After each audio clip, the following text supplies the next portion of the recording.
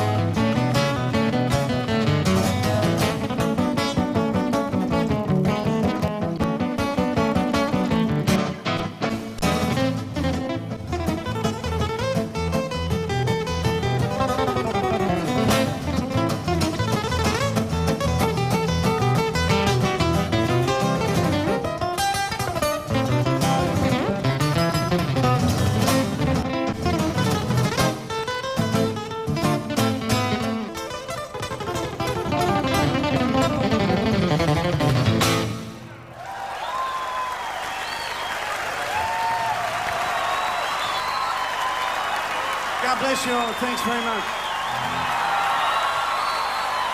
Oh, no! How are you, Tommy? Good to see you, dude. I'm well, mate. How are you?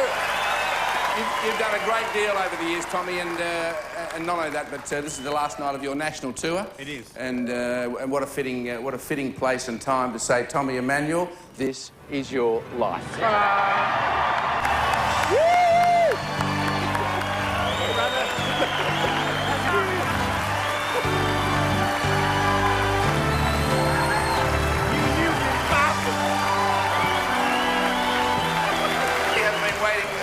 Of years to do this for Tommy Emmanuel, who is now, and I'm sure you would all agree, the #1 guitar finger picker in the world today. Yeah.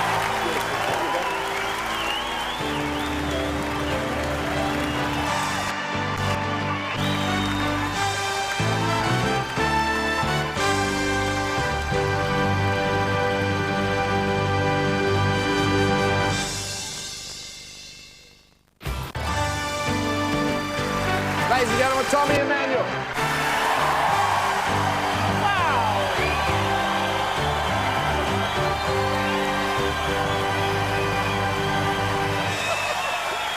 Pretty good. Thank you very much. Tommy, please take a seat. Thank you. Thank you very much. Wow, they're deafening. Indeed. William Thomas Emmanuel. You're born on the 31st of May, 1955. That's right. The fourth of 6 children to Virginia and Hugh. And right from the start, you have big hands and a great love for music. In fact, as a baby, you won't go to sleep without a record actually playing. True? That's right. And your first words were not mum and dad, were they? I don't know. What were they? Well, we're told your first words were, turn it over. That's right. And a lot of people, I think, unaware that you had quite a difficult childhood with stuttering. I still stutter occasionally. So. Do you? Do you? Oh, sure. Yeah. And when I meet people who stutter, I immediately feel like I want to talk with them and help them through the same thing. Mm. And I don't know why that is or why I stuttered, but I guess I was just high on life or something. You're still high on life, I guess so. You were high on life at 6 months old when your dad moves the family to Gunnedah in country New South Wales. There he is. He now begins to manage a local band. And then for your 5th birthday, he gives you a guitar. Right. It was a Cold Joy, 3/4 size acoustic guitar. Australia's first pop idol, and ladies and gentlemen, a wonderful bloke. Would you please welcome Cold Joy?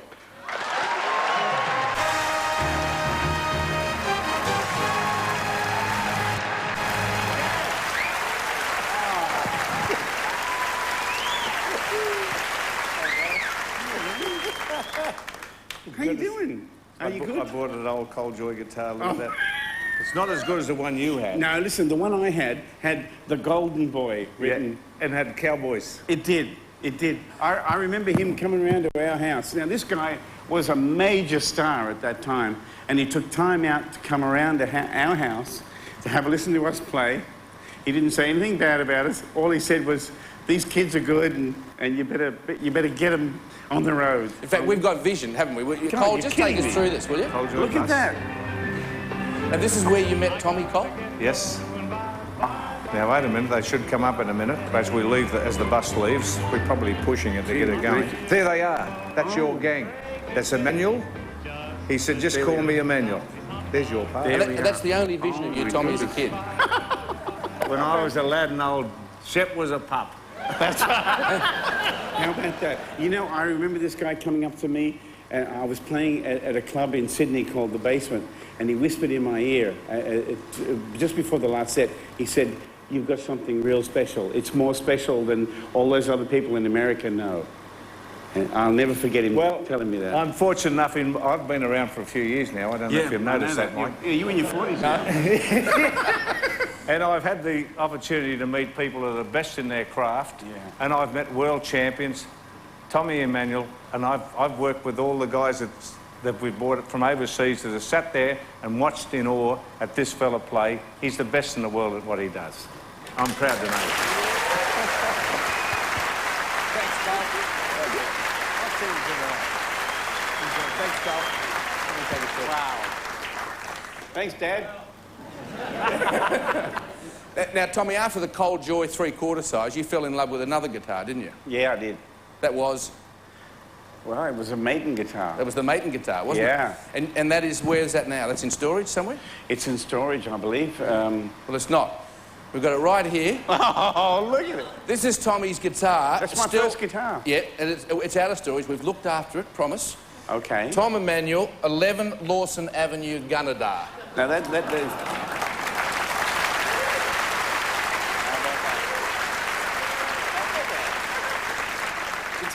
It's actually 1 Lawson Avenue. Oh, is it? Yeah, yeah. It's because My of your eyes are age, going. you're seeing double. Thanks, Tommy. Tommy, as soon as you arrive home from school every day, you are playing this guitar. You carry it everywhere you go. You even sleep with it. Mm-hmm. And because your older brothers and sister are also accomplished musicians, your dad now forms the Emmanuel Quartet. The family quartet proves to be so popular that he sells up everything. He buys 2 station wagons, a couple of tents, and takes the whole family of 8 on the road. Now smile. Look at the audience and don't pick your nose. Ladies and gentlemen, please welcome the Emmanuel clan.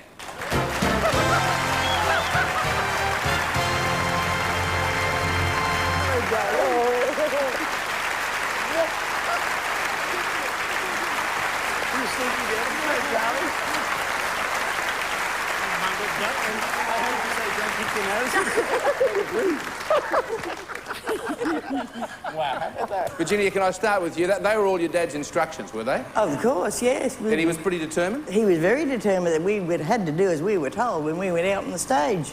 But he used to always tell us, you can always be replaced. Seriously? But he still had a lot of confidence in you, didn't he? Didn't he make a bet, a worldwide bet? Oh, he did. Yep. Well, he must have. He put a letter and made a bet with the New York Times that if anyone could produce a guitarist as young as we were and could play as good as we were, he'd have to pay the money. Nobody took it on, takers? so we won. No takers. I'm not surprised. I'm not surprised. And Phil, of course, you guys have been playing for so long that you've established really the most unbelievable rhythm between you, haven't you? We have, yeah. Yeah, I mean, You think we get it right by now, wouldn't you? We'll still get it right. We will still keep working on it till we get it right. But ever since, I can remember way back in Gunnedah when I used to play with Tom, we'd sit down and play together. It was just so fantastic with him playing rhythm.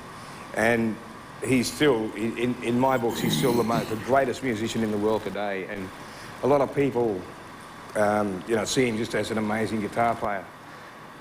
But few people see the man behind it. And I love him. It's a brother. Thank you, Bruce.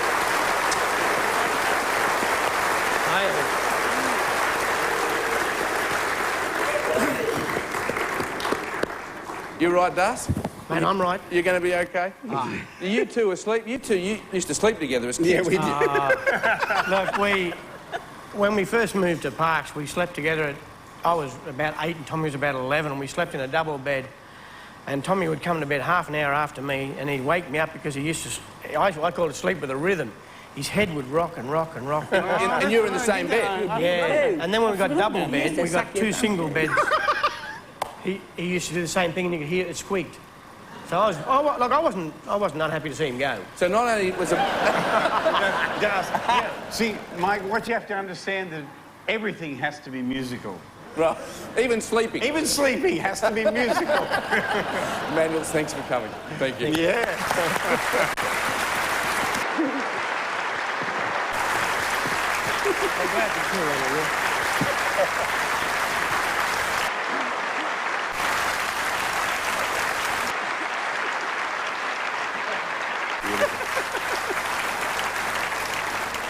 Tommy, you tour all over Australia for 5 years. Right. Your father is suffering from constant angina before his final heart attack at only 50.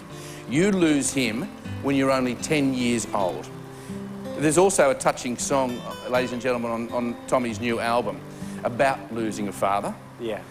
And it's called I Still Can't Say Goodbye. That's right. And if we clap and applaud very loudly, Tommy might take us to the first commercial break while he plays it. Would you mind? Oh, okay. Okay. When I was young, my dad would say, "Come on, son, let's go out and play." Sometimes it seems like yesterday, and I'd climb up the closet shelf when I was all by myself. I'd grab his hat and fix the brim, pretending I was him. No matter how hard I try, no matter how many tears I cry, no matter how many years roll by, I still can't say goodbye.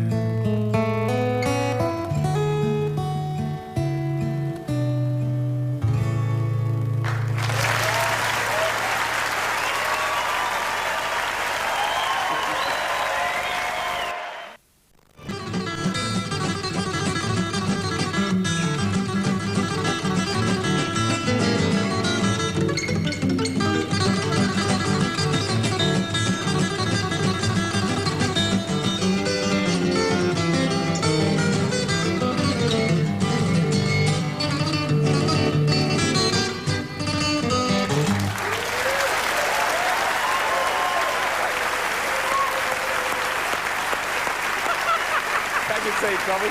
Wow! Welcome back to the life of guitar virtuoso Tommy Emmanuel. Tommy, after your dad's death, you seriously consider selling your guitar. Then 2 things happen. Your idol, Chet Atkins, American guitar legend, answers your fan letter. And the Buddy Williams Show comes to town. Yeah. And again, you are inspired. You and brother Phil formed the Trailblazers. At 16, you joined the Buddy Williams Show full-time and realised that life on the road is for you. And 3 huge influences from this time join us now. Tommy, I'll never forget that first kiss. Ladies and gentlemen, it's Buddy Williams' daughter. Oh, Karen. Karen, who is Tommy's first girlfriend, and 2 blokes that you haven't seen for 30 years. Your roadie, Gary Imhoff, and your school friend, Martin Townsend. Oh, you're kidding.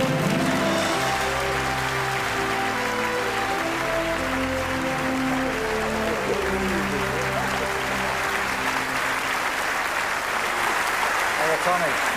It's been a long time. We've got a water. I've been looking for you for a long time. I don't know your money, How about that? But, now, Karen, yours and Tommy's relationship was the first for both of you, and you went out for years, didn't you, you two? Yeah. We did. We had a wonderful time. It was great just touring and having each other. And in fact, Tommy gave me this ring. I did? Can I have it back? Is that Probably right? worth a bit. Yeah. How old were you then? We were 16 and 18, and it was in Broome. We went to the movies, and Wow. he gave me that. Did I? It's even engraved inside. It proves it's from Is you. it? Wow. What a romantic, huh? Thank you. Gary, Here, have it back. Thank you. Thanks, Gary. Gary, the Emmanuels were very important to you too, weren't they? Yeah, they surely were. There was they sort of guided me on the right track, gave me a job. Well, helped my mother did. Don't look at me. I was a kid. And one thing that stuck with me with Tommy was if he had to go down the shop or something like that, well, you have to have his shirt ironed or have a bath and comb his hair and... Californian poppy? Yeah. Californian poppy. Yeah, I really love. But you know what? I remember looking at this man, and saying, "I love his shirts." He always had beautiful shirts. Yeah. And he was always so sweet to us. And you guys were great friends at school, weren't you? Yes, we were friends. Yeah. I haven't seen Martin since I was at school, and I think of him all the time because we had such a parallel life in many ways. He lost his dad young, and I was without a dad, and we just had a real similar way of thinking, and we were just really good friends right from the word. But he couldn't cook, Martin. Is that right?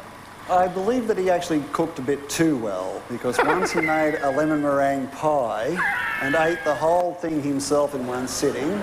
Of course, he got sick, and for a very long time, you couldn't say the words lemon meringue anywhere near Tommy Emmanuel.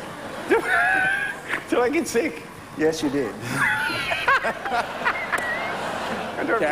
Karen, Gary, Martin, thanks for coming in. Yeah. Much appreciated. Thank you, Danny.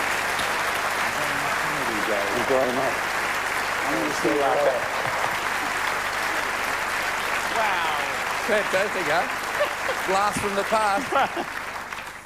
Tommy, even though you can't read music, you still establish yourself as the most sought-after guitarist in Australia during the 70s and the 80s.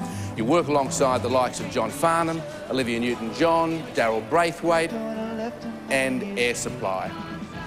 In 1980, you marry Meredith Bates, but separate after 3 years.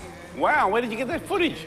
So it's now you make a pilgrimage to country music heaven, Nashville.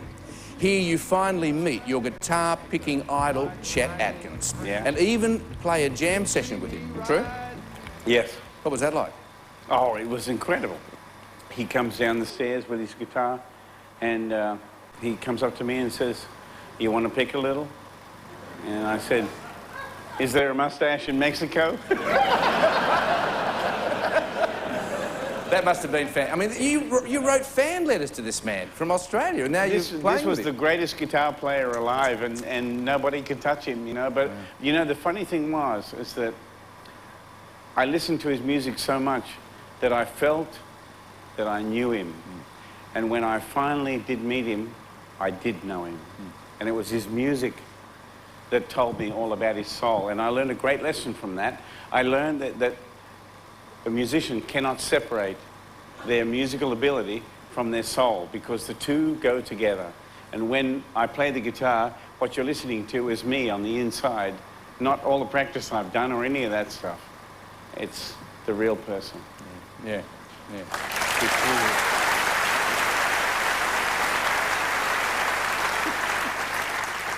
Tommy, you also record some of our best-known advertising jingles, playing not only guitar, but bass and drums as well. Then, as you turn 30, you join forces with chart-topping rock band Dragon, led by Mark Hunter. So bring your good times, bring your laughter too. We gonna help you celebrate your party with you. Come on now.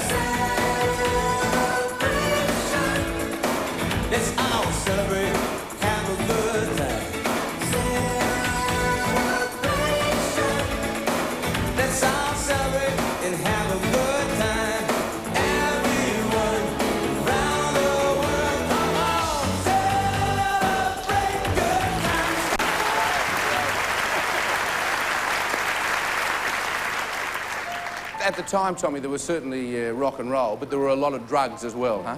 I guess there was. Right into the bourbon. Oh, I was into everything that was available at that time. Did you become a bit lost at that stage? Oh, sure. Yeah. Did you, through the bourbon and other drugs, etc.? Yeah.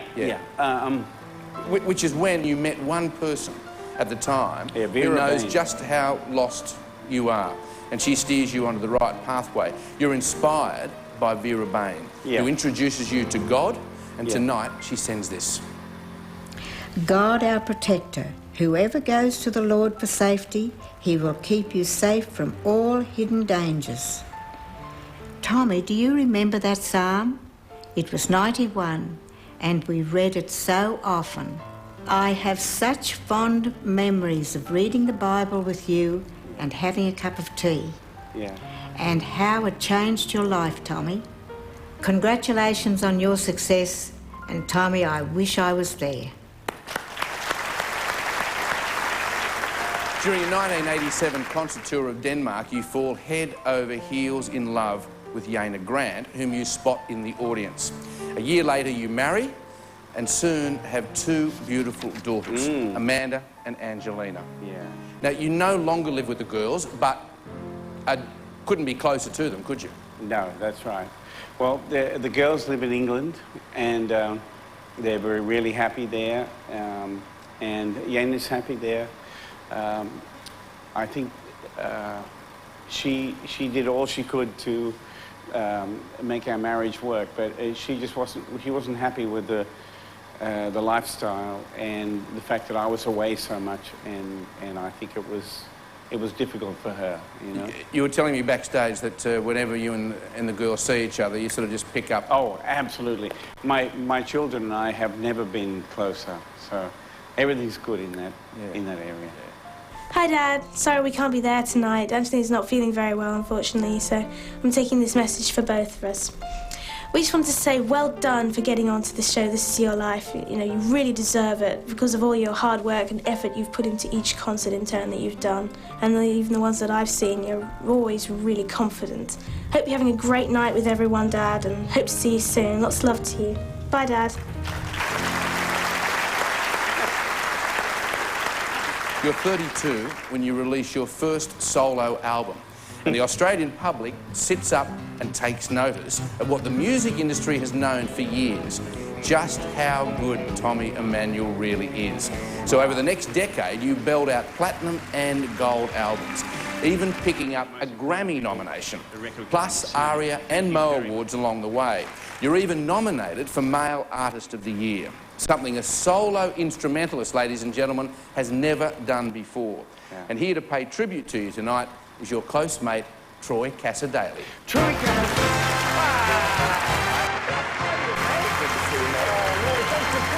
Oh, look, what a miserable world. Hey, Troy. How are you, mate? This bloke's talent goes way beyond fingerpicking and guitars, doesn't it? I mean... Well, very much so. I mean, Tommy dug into a part of me as a kid. I mean, I was a little kid running around the streets of South Grafton looking for some direction, and what Tommy's music gave me was just that passion and the direction to go and, you know, connect with someone. And Tommy connected with me, and I continually, you know, snuck finger picks into my guitar class all the time, and my teacher would say, now, listen, don't go pulling those picks out. I'd say, well, you can blame Tommy and Emmanuel for that. And it was a great introduction, I suppose, to the style of guitar that I love to play still and write with now. Yeah. Thanks. Yeah, no, it's, absolutely. I remember when I was playing at Tamworth at West League Club, and you opened for me, and you were playing John Cougar Mellencamp stuff and all that, and you were so damn good. And I remember I thought, funny how things change, eh? How am I going to follow this guy? This guy has the best voice that there is, I'm telling you. Oh, thanks, Tom. But honestly, all I can say is, like, Tommy's always had an affinity with the spiritual side of what Australia has to offer. He's very proud of being Australian, and that's one thing that drew me to his music. And I wrote fan letters to Tom too, and he replied them. So, you know, the rest is history. That's just sort of bloke he is. Ladies and gentlemen, we've now got two top performers here. Oh. It's the next commercial break. If we applaud again, we might get them playing Ramblin' Man. Ladies and gentlemen. Okay. Oh, right.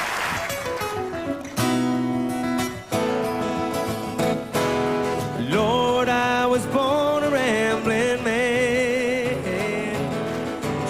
make a living and doing the best I can. When it's time for leaving, I hope you'll understand that I was born a rambling man. My father was a gambler down in Georgia, and he wound up on the wrong end of a gun. And I was born in the backseat of a Greyhound bus, rolling down Highway 41. Here we go, come on now. Lord, I was born a rambling man, trying to make a living and doing the best I can. When it's time for leaving, I hope you'll understand, I was born a rambling man.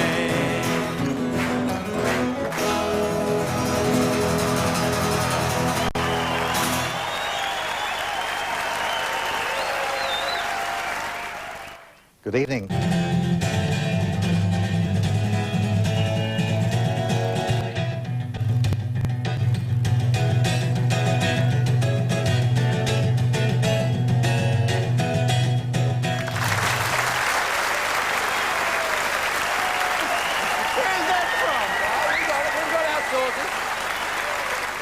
Welcome back as we honour guitar master Tommy Emmanuel.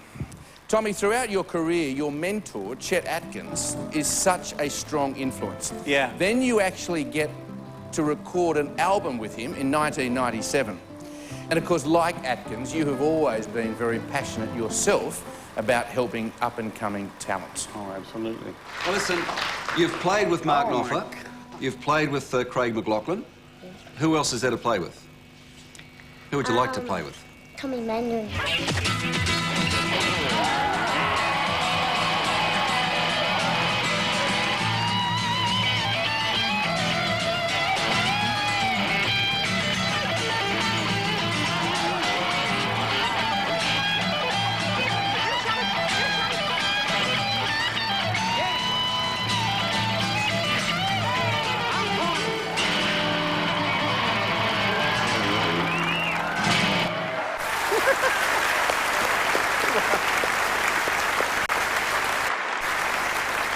Well, Nathan Cavalieri joins us now, along with another young, hopeful guitar player that you are helping, VJ King Jr.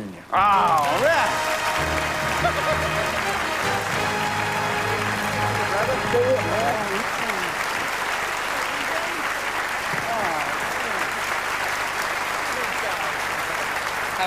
Good, mate.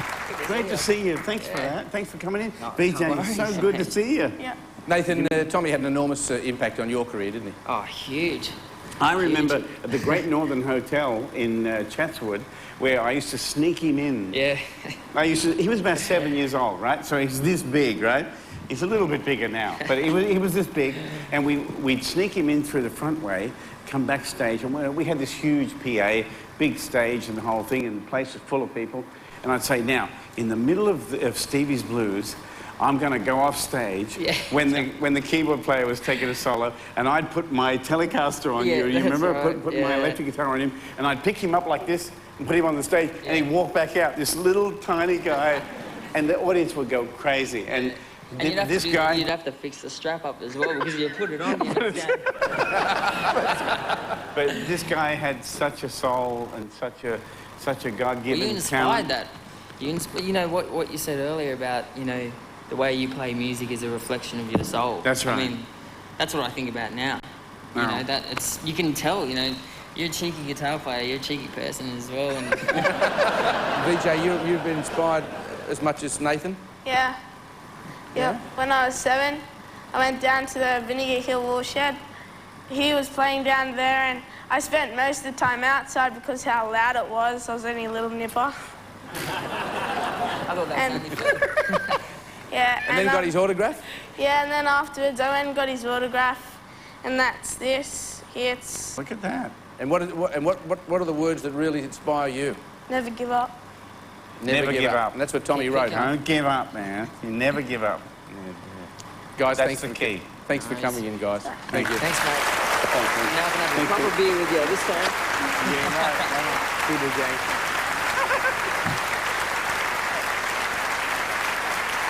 Wow. Tommy, you are also the sort of person who makes a lot of time for charity. And only recently you get to meet your World Vision sponsor child, Michael Kioko from Kenya. Yeah. He sends this. Hi, Tommy. I hope you are having a great time tonight. Thank you for being my sponsor. It was a wonderful time when I met you. I loved how you played the guitar. I also enjoyed going to the river with you. Yeah. I hope we see each other again. Have a great time tonight. Thank you. Goodbye.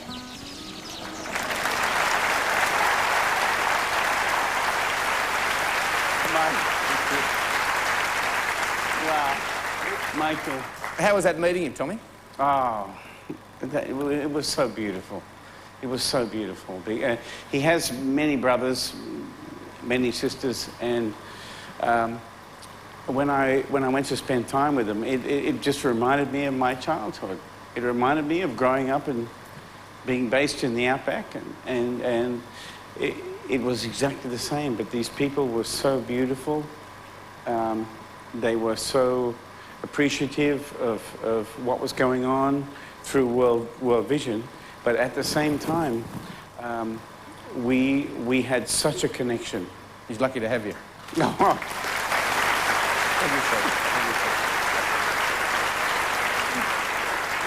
And coming up, a lot more surprises for Tommy, but first, a couple of tributes.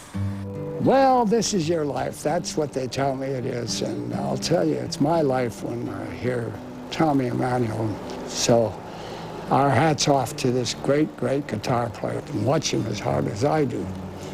I'm still learning from him. Mate, you've got to be the most naturally gifted musician that ever picked up a guitar. Have a great night. You deserve it. Hey, Tommy. How are you, mate? Congratulations, first of all, on this stunning achievement. I'm here in sunny Santa Monica. It's absolutely beautiful today. It's hard to believe it was 1982, I think it was, when I came to see you and Phil play at the Melbourne Hotel in South Brisbane. And I was so blown away by you guys playing that I went and stole the poster off the wall and went up and got you to sign it like a complete geek. Took it home and hung it in my apartment, and it was there until they evicted me. So anyway, congratulations, mate. I look forward to playing with you again. God bless.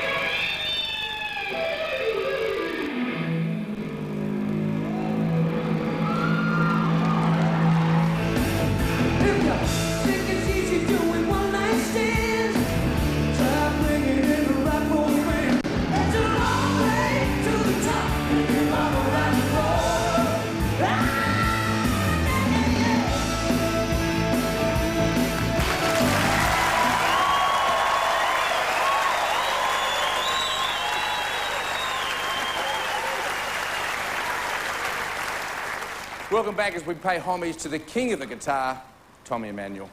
Tommy, on a personal level, the last few years have been hard on you. Your idol, Chet Atkins, loses his battle with cancer. Yeah. Your 14-year marriage breaks down, and then only recently your mum passes away. And because you say that you actually had visions of your mother on tour in the US. Yeah, well, I left Australia. I flew to America to start my tour there. When I got to Fort Collins in Colorado, I was playing a show there, and I saw her twice. I saw her twice during the show. I saw her once as a young woman with black hair, red lipstick, and then I saw her again as an older woman, white hair. Well, all we can say is that we don't understand, but we know she's in someplace great. And here tonight. She's here tonight. All I have to do is, when I'm playing the guitar on the stage, I look down and see my veins right here, and I know she's here. It's not, yeah.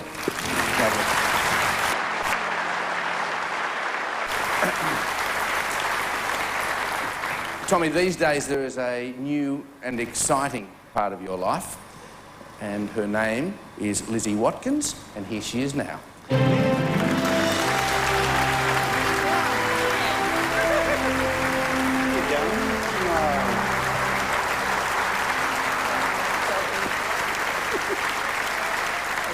Hi. You guys have a particularly deep spiritual connection, don't you? I think we do. We do. And all I can say is that God is mysterious. When I look at you, I believe that. How is he mysterious? Well, when I first met Tom, he was a married and faithful husband, and we both respected that, and we both, you know, there was no question. But I do have to say that the first time I saw you, yeah. You like my socks. But it wasn't until years later, huh? Yeah, that you well, saw each other again. That's right, and we just feel such a strong connection. We just knew. I'll tell you, when someone says God is mysterious, you got to be kidding. I mean, he's given me more than I could ever imagine. I feel the same way. That's beautiful. Lizzie, please take a seat with Tommy, would you? Thank you.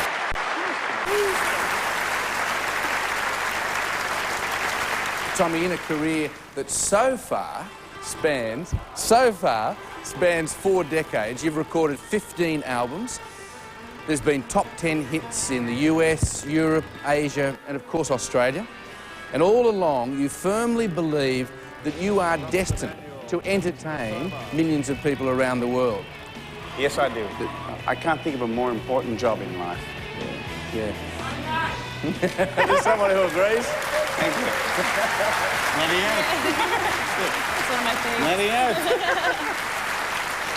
Tommy, a lot of that inner well-being and that security that you have of yourself inside is largely due to the one person who caught you when you were almost at rock bottom and dependent on drugs. And there was no way that your surrogate grandmother, Vera Bain, was going to miss tonight.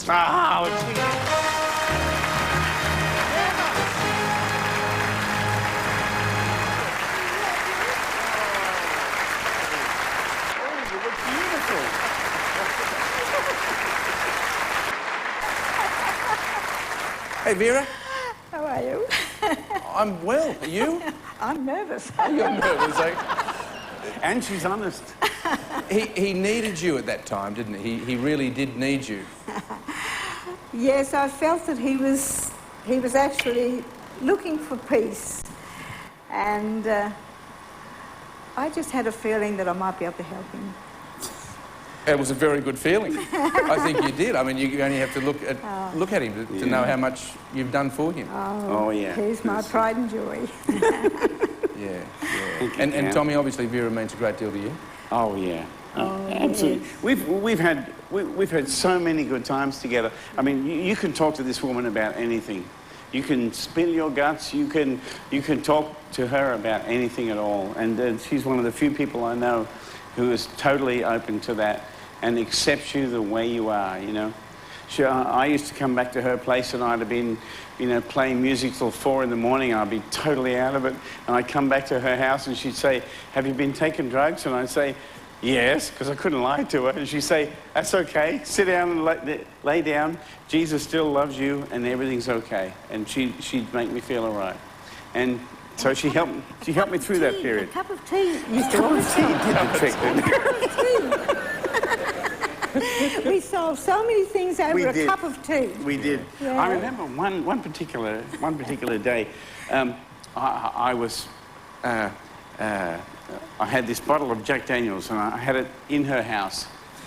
And I got up one morning and I thought, you know what? I can't do this anymore.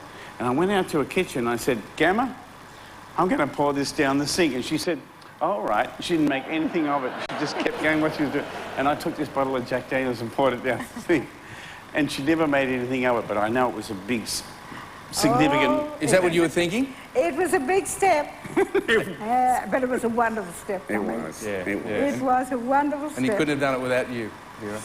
She was there. I remember that day so well because I'd been working at my friend Jeff and Jenny Ailing. I'd been working at their studio, and they had said to me, "That lady across the road, you know, she's the salt of the earth." and I thought I'd been living such a dark life, you know, and so I got there early. I played drums, bass, and guitars, and got all ready before the singers arrived. And I went outside to their driveway and I stood there and I looked up at the sun and I said, "Give me a little raise, give me some warmth, give me something." And looked across and came and went, "Hello." And that was it. That was it. Vera, thanks for coming in. Oh, it's been wonderful. Thanks, John. I Thank couldn't you. have missed it. Take a seat, please. Stay with us because after the break we have some great guitarists ready to strut their stuff, don't we? Oh boy, do we? Hi, Tom.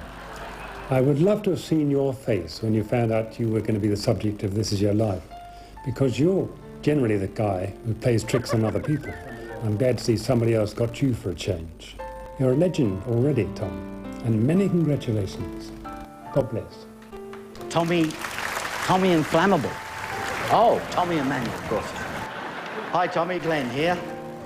You certainly have had a lust for life all your life, and I'm privy to that both on and off stage. And it's always been a pleasure to perform with you. You're something very special. One thing, do you remember All You Need Is Beatles at the Sydney Opera House with Sir George Martin all those years ago? He'd just have to look at you and you'd launch into every Beatle lick known to man in under 30 seconds, sometimes 2 at a time. Anyway, Tom, congratulations, and I know history will prove that you will go down as one of the great guitar players of all time and anywhere. I love you, mate. Congratulations. And Tommy, cheer up a bit, would you?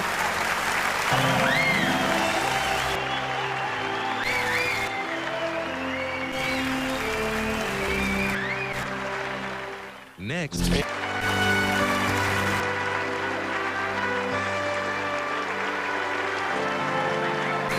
Welcome back as we celebrate our guitar genius, Tommy Emmanuel.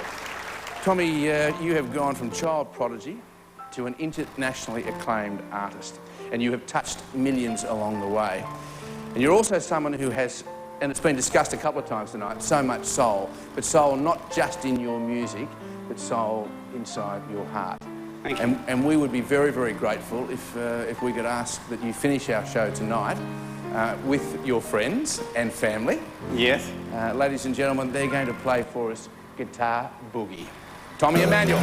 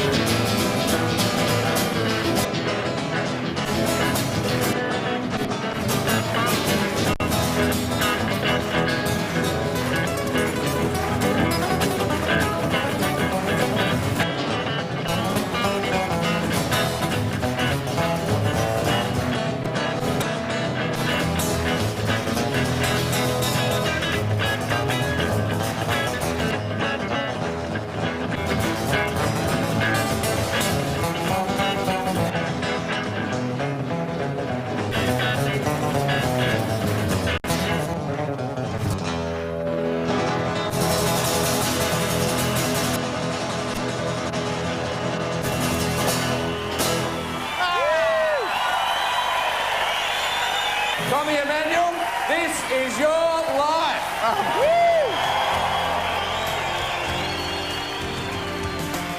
When in Sydney, our guests choose to stay at the Shangri-La Hotel.